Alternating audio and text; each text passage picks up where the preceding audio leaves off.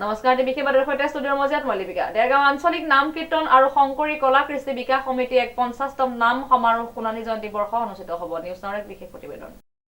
দেৰগাঁৱৰ কমাৰগাঁৱৰ নামঘৰত অহা ১৫, ১৬, ১৭ আৰু ১৮ মাঘ বৃহস্পতি, শুক্ৰ, শনি আৰু দেওবাৰে তথা ২৯, ৩০, ৩১ আৰু ১ ফেব্ৰুৱাৰী ২০২৬ চনত দেৰগাঁও আঞ্চলিক নাম কীৰ্তন আৰু শংকৰী কলা কৃষ্টি বিকাশ সমিতিৰ উদ্যোগত ৫১তম নাম সমাৰোহ সোণালী জয়ন্তী বৰ্ষ অনুষ্ঠিত হ'ব বুলি জানিবলৈ দিছে উদ্যোক্তাসকলে।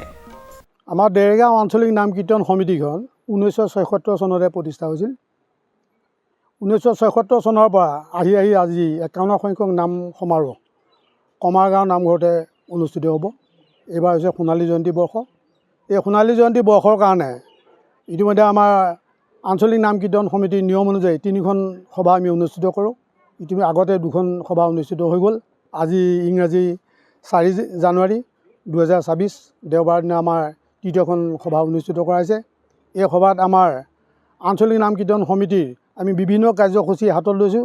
এই কাৰ্যসূচীসমূহ আমি আজি ৰাইজৰ মাজত বিতৰণ কৰি দিছোঁ আৰু এই কাৰ্যসূচী মতেই আমি অহা মাঘ মাহৰ ১৫, ১৬, ১৭, ১৮ ইংৰাজীৰ ২৯, ৩০ আৰু ৩১ জানুৱাৰী আৰু ১ ফেব্ৰুৱাৰীত আমি অনুষ্ঠিত কৰিবৰ কাৰণে সিদ্ধান্ত গ্ৰহণ কৰি এই কমাৰগাঁও নামঘৰত আজি সমবেত হৈছোঁ আৰু আশা কৰিছোঁ আজি আমাৰ সকলোৱে মিলিজুলি আমাৰ কমাৰগাঁও এই নামঘৰতে আমাৰ অনুষ্ঠানভাগী আমি সাফল্যমণ্ডিত কৰিব লাগিব। তাৰ কাৰণে আমি বিভিন্নজনৰ দিহা পৰামৰ্শ আমি লৈছোঁ।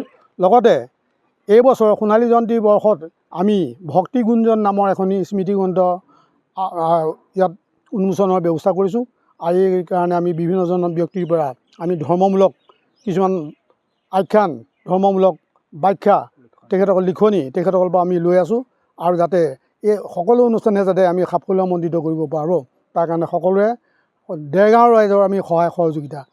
আয়োজক সমিতিয়ে সমূহ অসমবাসী ৰাইজৰ সহায় সহযোগিতা আৰু উপস্থিতি একান্তই কামনা কৰিছে।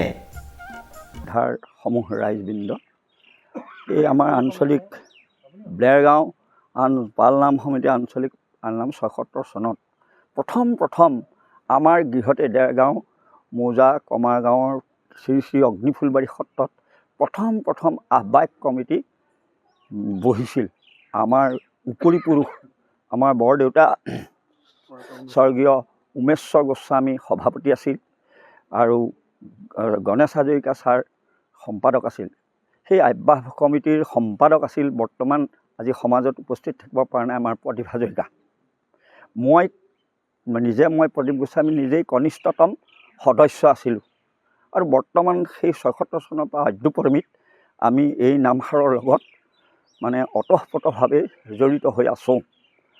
আজি এই সোণালী জয়ন্তী বৰ্ষ আহি আমাৰ গাঁৱতেই এই উদযাপনৰ কাৰণে আমাৰ কমাৰগাঁৱৰ সমূহ ৰাইজ একত্ৰিত হৈ আহ্বান কৰিছে আৰু সমূহ ৰাইজ একত্ৰিত হৈ এই কৰ্মভাগ অনুষ্ঠিত কৰিবৰ কাৰণে সমূহ ৰাইজ অগ্ৰসৰ হৈছে। সেই উদ্দেশ্যে 3খন সভা হৈ গ'ল। আজি শেষৰখন সাধাৰণ সভা। এই সাধাৰণ সভাতেই কি অনুষ্ঠান কেনেকৈ হ'ব তাৰে পুংখানুপুংখভাৱে বিতৰণ আলোচনা হৈ গ'ল। এতিয়া অন্তিম কালত এই সোণালী জয়ন্তী বৰ্ষতেই আমাৰ এখন স্মৰিকা পত্ৰ প্ৰকাশ পাব। স্মৃতিগ্ৰন্থন তাৰ সভাপতি সম্পাদক ইয়াত উপস্থিত আছে আৰু বিভিন্ন আমাৰ ভকতবৃন্দই এই লেখানি প্ৰকাশ কৰিবলৈ আহ্বান জনাইছে আৰু আমিও সেই আলোচনীখনত পালনাম সম্পৰ্কীয় এটা প্ৰবন্ধ আৰু আমাৰ প্ৰতিষ্ঠাপক সভাপতিৰ জীৱনী সম্পৰ্কে দুখন আলোকপাত কৰি ইয়াৰ আগতে আমাৰ 2খন স্মৰিকা ওলাইছিল, তাত অনুষ্ঠিত হৈ দিয়া হৈছিল। তাৰ পৰা আমাৰ সভাপতি সম্পাদকক সংগ্ৰহ কৰি সেইখন প্ৰকাশ কৰিবৰ কাৰণে আহ্বান জনাইছোঁ আৰু সদৌ শেষত সমূহ ৰাইজ আমি একত্ৰিত হৈ কৰ্মভাগ কৰিবলৈ এই ভগৱন্তই যাতে আমাক শক্তি দি ভক্তিৰ পাত্ৰ কৰে এই প্ৰাৰ্থনা কৰি মোৰ বক্তব্য সামৰণি মাৰিছোঁ। বৰ্তমান যিখন স্মৰণিকা আমাৰ 50 বছৰীয়া যিখন স্মৰণিকা প্ৰকাশ পাব তাৰ মই প্ৰকৃতৰে বৰ্তমান সভাপতিত্বৰ দায়িত্ব লৈছোঁ, সভাজনক দিছে কাৰণে। গতিকে সেইখনত খাপ খোৱাকৈ মই কেইটামান কথা লিখিম বুলি ভাবিছোঁ যে এই আমাৰ কমাৰগাঁও আজি য'ত আমি এই স্থানত আছোঁ এই কমাৰগাঁও নামঘৰতেই প্ৰথমখন আমাৰ আঞ্চলিক নাম কীৰ্তনৰ শংকৰী কলা কৃষ্টি নাম কীৰ্তনৰ ইয়াত আনুষ্ঠানিকভাৱে ইয়াত উন্মুক্ত হৈছিল।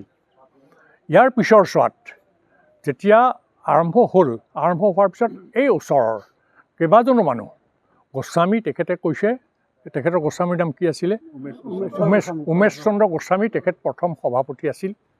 তাৰ পৰৱৰ্তী কালত মুহিৰাম দত্ত বুলি ফেটা গাঁৱৰ এগৰাকী মানুহ তেখেত আছিল আৰু আটাইতকৈ ভাল কাম কৰি গৈছিল ডালিম পাঠক, তেখেত প্ৰিন্সিপাল আছিল দেৰগাঁও উচ্চতৰ মাধ্যমিক বিদ্যালয়ৰ। আৰু তেখেতেই এজন প্ৰিন্সিপালে অতি যথেষ্ট শিক্ষিত ব্যক্তি, তেওঁ এখন বাইচাইকেলত ঘূৰি এই গোটেইখিনি অনুষ্ঠানটো সংঘবদ্ধভাৱে তেওঁ প্ৰতিষ্ঠা লাভ কৰিবলৈ সমৰ্থৱান হৈছিল। এয়া আমাৰ প্ৰথম আৰম্ভণি। ইয়াৰ পিছত যথাক্ৰমে আহি আজি যিটো সভাপতিত্বৰ দায়িত্ব লৈছে বুবুল বৰা, তেখেতে এই সমস্ত কথাখিনি ভালকৈ জানে আৰু ইয়াৰ কেইবাখনো আমাৰ স্মৰণিকা হৈ গ'ল আৰু বহুতো সম্বৰ্ধনা জনাই হৈ গ'ল। এই গোটেই বিতং বাৰ্তাটো আমাৰ বুবুল বৰাই বৰ্তমানৰ দিব পাৰিলেহেঁতেন, তেখেতক দিবলৈ কোৱা হওক। আমি সকলোকে এই বাক্যশাৰীৰ দ্বাৰা সকলোকে সেৱা কৰিলোঁ আৰু কমাৰগাঁও নামঘৰত আজি এইখিনি কথা যে আমাক ক'বলৈ সুবিধা দিলে তাৰ কাৰণে সেইসকল সেৱকীলে মই সেৱা আগবঢ়াইছোঁ। দেৰগাঁৱৰ পৰা নৱজ্যোতি ভঁৰালীৰ ৰিপৰ্ট, নিউজ নাও।